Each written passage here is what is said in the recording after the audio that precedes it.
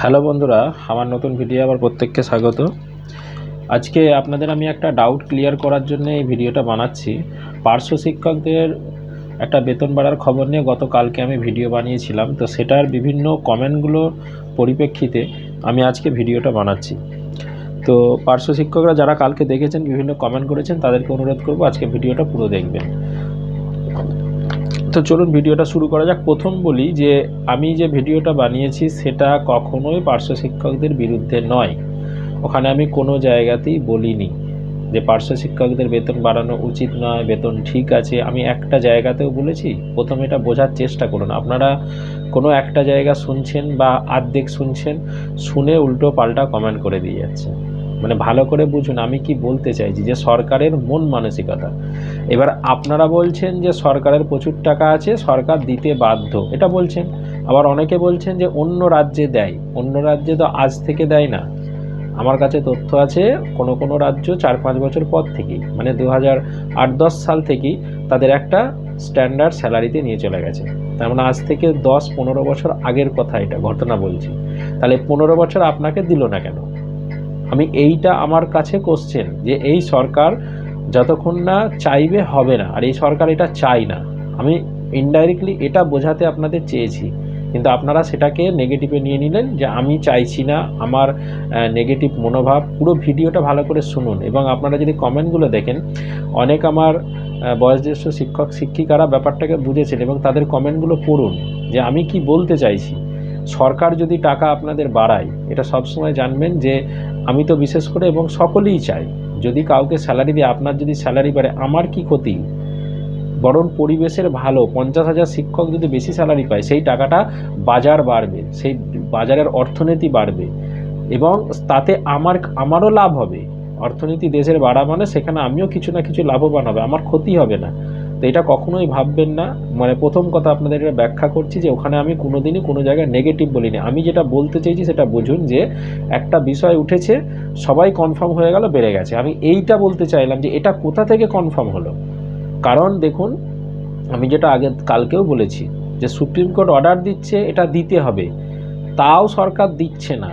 আর আপনাদের তো অর্ডার হয়নি। হ্যাঁ, এটা কেন হয়েছে আপনাকে আমি আজকে একটুখানি ব্যাখ্যা করছি। যে প্যারা টিচারকে অ্যাডিশনাল টিচার হিসেবে নাম পরিবর্তন করা, বা এদের একটা নতুন পরিচয় তৈরি করা, বা স্যালারি বৃদ্ধি করার এর পিছনে অন্যতম প্রধান কারণ হলো যারা দুর্নীতিগ্রস্ত হয়েছে, যারা এই চাকরি চলে গেছে, তাদেরকে ওই পোস্টগুলোতে নিয়োগ করার প্ল্যানিং একটা সরকারের আছে।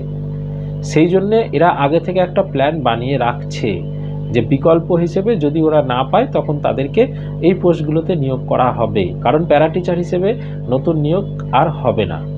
তো সরকারের এটা একটা মনস্কামনা হয়তো আছে। দেখুন, আমি এটা তো বলে দিচ্ছি মানে এটা হয়ে যাবে এরকম তো নয়। আমরা বিভিন্ন পরিপ্রেক্ষিতে অনুমান করে কথাগুলো বলি, আলোচনা করি। তার পরিপ্রেক্ষিতে এটা একটা অপশান খুলে রাখা হচ্ছে, ফাইল রেডি থাকছে, যখনই সিচুয়েশান বুঝবে বা ভাববে তখন হয়তো সেটাকে পাস করিয়ে দেবে। এটা হচ্ছে প্রথম কথা। অতএব আপনারা এটাকে নেগেটিভভাবে নেবেন না। ভালো করে পুরো ভিডিওটা দেখুন, দেখে কমেন্ট করুন। আমি ওখানে এটাই বলতে চাই যে কনফার্ম এটা এখনও হলো না, এবং আপনাদের প্যারা টিচারদের মাইনে বাড়া নিয়ে আজ থেকে নয়, এর আগে বহুবার এই ঢেউটা উঠেছে। আমি সেটাকে এখানে বলতে চেয়েছি, যে একটা কেউ কোথাও কোনো জায়গায় কেউ বলেছে, সেটাকেই সবাই কনফার্ম করে দিল। মানে বিষয়টা মানে এমনভাবে হাইলাইট হচ্ছে যে হয়ে গেছে, কনফার্ম পাস হয়ে গেছে, জাস্ট অ্যাকাউন্টে ঢুকতে বাকি আছে। এই যে বিষয়টা আমি কিন্তু বারণ করছি, বা আমি এটাকেই নেগেটিভভাবে কালকে বলেছি, যে এটা এখনও কিন্তু অনেক দূর যেতে হবে। মেন এখনও অ্যানাউন্সমেন্ট হয়নি, সরকারি নোটিশ জারি হয়নি, তারপরে কিন্তু আপনার পাওয়ার বিষয়। তো অতএব এখন হয়তো ফাইলটা রেডি হয়েছে, করা হয়েছে, সেটা এখনও পাস হবে কি না মন্ত্রিসভায় পাস হওয়ার ব্যাপার আছে, তারপরে সেটা নোটিশ জারি হবে, তারপরে আপনাদের পাওয়ার ব্যাপার। তো এটা একটা লং প্রসেস। তো একটা কোনো স্টেপ পাস হলো না, তার আগেই কিন্তু ঢাকঢোল পিটে অ্যানাউন্স। এটা আপনাদের পক্ষে নেগেটিভ। যারা পার্শ্ব শিক্ষক আছেন এটা বুঝে নেন, যে আপনাদের পক্ষে এটা নেগেটিভ, যে আগেই ঢোল পিটে ফেললো, ব্যাস এদের সব স্যালারি বেড়ে গেছে। তারপরে যদি না বাড়ে সেটা কেমন হবে? আমিও চাই আপনাদের 35,000 কথা বলছে, আমি চাই 45,000 হোক। আমার কি আপত্তি? বা আপনি পেলে আমার কি ক্ষতি হবে? আমার কাছ থেকে কি টাকা নেবে? এটা বোঝার চেষ্টা করুন। আর নেগেটিভ কমেন্টগুলো যারা করছেন, বিশেষ করে খুবই বাজে বাজে কমেন্টও অনেকে করেছেন, সেগুলো থেকে বিরত থাকুন। পুরো ভিডিওটা পড়ুন, পড়ে বুঝুন, বুঝতে না পারলে কমেন্টের মাধ্যমে জানান। একটা কমেন্ট করে দিলেই কি হয়ে গেল বলুন? এটা কোনো যারা ভিডিও করে বা যারা মিডিয়া তারা কখনো চায় না কারণ নেগেটিভ, বিশেষ করে জনসাধারণের নেগেটিভ কেউ চায় না। আর এটা কেউ চেয়ে কোনো লাভ হবে? আমি যদি চাই যে না আপনাদের বাড়বে না, সরকার যদি চাই বাড়বে, তো আমার কি চেয়ে আমার কি লাভ হবে? এটা চাওয়ার না চাওয়ার তো কোনো ফ্যাক্টর নয়। হ্যাঁ, রিয়েল ফ্যাক্টরটা কি সেটা নিয়ে ব্যাখ্যা করা হয়েছে যে কি হতে পারে বা কি হবার সম্ভাবনা আছে। কারণ রাজ্য সরকার আপনারা দেখবেন অনেকেই, আপনারা আমি যেটা তুলনা করেছি সিভিক পুলিশ ভিআরপি, আপনারা বলছেন এর সঙ্গে তুলনা করার কি আছে? আরে বিষয়টা হচ্ছে তারা ভিআরপি যেটা বলছি, ভিআরপিটা কেন্দ্র সরকারের নিয়োগ। ভিআরপিদের অন্যান্য জায়গায় স্যালারি কত জানেন? ভিআরপি সম্বন্ধে আপনাদের কতটা ধারণা আছে আমি জানি না, আমার অনেকটাই আছে, সেই জন্য আপনাদের বলছি। অনেক জায়গায় 20,000 30,000 টাকা স্যালারি, শুনে রেখে দেন। আপনাদের উত্তরাখণ্ডে গিয়ে খবর নেন, ত্রিপুরায় গিয়ে খবর নেন, এরকম অনেক রাজ্য আছে। তো এরকম অনেক জায়গায় ভিআরপিদের অনেক টাকা মাইনে, এখানে দেয় না, তো কী করবেন আপনি? মাথায় লাঠি মারবেন? এটা রাজ্য সরকারের উপর ডিপেন্ড করে। সিভিক পুলিশ এটা রাজ্য সরকারের নিজের একটা প্রজেক্ট, তো বাড়াতেই পারে এদেরকেও। এদের তো যে স্যালারি যেভাবে বাড়লো 5 বছর 7 বছর, এদের 10,000 টাকা স্যালারি পেরিয়ে গেল। আপনাদের পেরিয়েছিল? আপনাদের ওই 10,000 মানে হতে গিয়ে 10 বছর 15 বছর 20 বছর অপেক্ষা করতে হয়েছে, তবে সেখানে গিয়ে আপনাদের স্যালারিটা 10,000 কারো 15,000 হয়েছে। তাহলে এদের বেড়ে গেল কেন বলুন? আপনাদের থেকেও বেড়ে গেল তো তাড়াতাড়ি। তো এই বিষয়গুলো অন্য বিষয়, অন্যভাবে এদের সঙ্গে তুলনা, আমি কারোর সঙ্গে কাউকে তুলনা করছি না। আমি রাজ্য সরকারের মন মানসিকতার কথাটা বলছি যে না দিলে আপনি কি করবেন, বা এই মুহূর্তে দেবার সম্ভাবনা খুব কম। দ্বিতীয় বিষয়ে একটা আপনারা কথা আসি, কেন্দ্র নাকি টাকা দেয়। আরে কেন্দ্র তো সবাইকে দেয়, যারা পার্মানেন্ট টিচার তাদের টাকা আসে কোথা থেকে জানেন? এটাও কেন্দ্র থেকে আসে, এবং বামফ্রন্ট আমল থেকে এই টাকা সম্পূর্ণ ব্যয় হয় না, সেটা হয় ফেরত যায়, নাহলে অন্যান্য কোনো খাতে ব্যয় হয়। এটা কনকারেন্ট লিস্টে শিক্ষক বা এডুকেশন বিষয়টা আছে, সেই পারপাসের জন্য কেন্দ্র থেকে একটা পার্সেন্টেজ 40 50 60 একটা পার্সেন্টেজ রাজ্য সরকারের কাছে দেয়। যত টিচার নিয়োগ হবে তত স্যালারি বাড়বে, কারণ এটা স্টুডেন্ট রেশিও অনুসারে সে রাজ্য সরকার চাইলেই নিয়োগ করতে পারে। তো তার সত্ত্বেও নিয়োগ করবে না, পার্মানেন্ট নিয়োগ করছে না, তো কি করবেন আপনি? না কেন্দ্র দেয় কেন নিয়োগ করবে না বলবো আমি এটা? আপনারা সেরকম খ্যাপার মতন কোশ্চেন করছেন। প্যারা টিচারের টাকা কে দেয় জানেন? নাও। প্যারা টিচারের টাকা যদি কেন্দ্র দেয় তো কেন্দ্র থেকে নিয়ে আসছেন না কেন? 25 বছর ধরে 5,000 10,000 15,000 পেয়ে বসে আছেন কেন? নিয়ে আসুন গিয়ে, স্যালারিটা 50,000 করে নেন।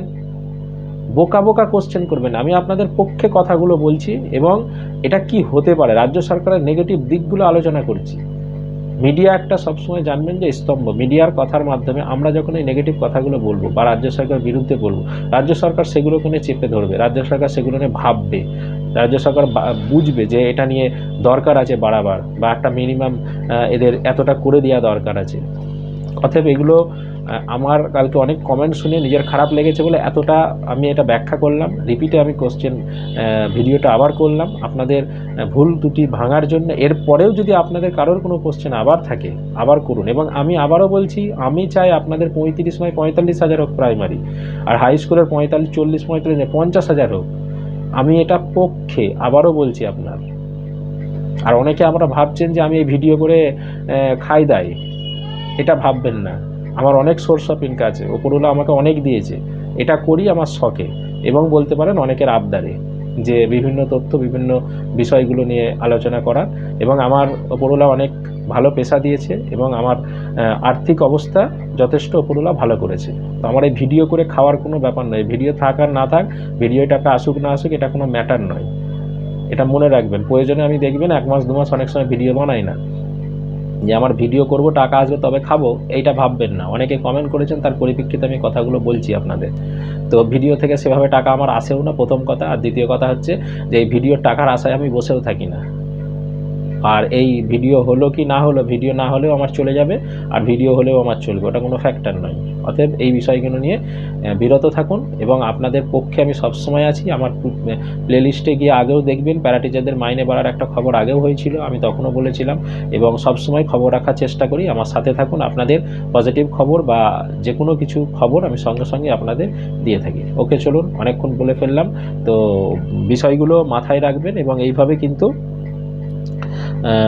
কমেন্ট করার আগে একটু পড়বেন। আমার শুধু নয়, যে কোনো কিছুর, আপনি একজন শিক্ষক, আর যারা কমেন্ট করছেন তারা কী ধরনের শিক্ষক, যে ভাষাটা ইউজ করছেন সেটা আগে নিজেরা নিজেকে বিবেচনা করুন।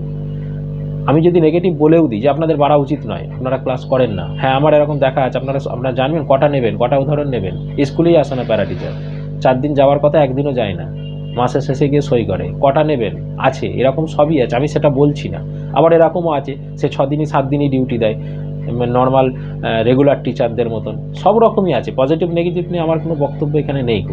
আমি সবসময় আপনাদের পক্ষে থাকি, কারণ আপনার পক্ষে নয়, যে কোনো মানুষের পক্ষে। আমি প্যারা টিচারদের পক্ষেও থাকি, আমি সিভিকদের পক্ষেও থাকি, আমি ভিআরপিদের পক্ষেও থাকি, কারণ সকলেরই ফ্যামিলি আছে। যে যখন নিয়োগ পায় সে তখন একটা বেকার সন্তান থাকে, 5,000 10,000 যা দেয় নিয়ে নেয়, কিন্তু যখনই 10টা বছর পেরিয়ে যায় তার সংসার হয়ে যায়, তার সংসারে তখন ওই সামান্য টাকায় চলা খুব কঠিন হয়ে পড়ে। আমি সেই হিসেবেই বলেছি। চলুন, ধন্যবাদ।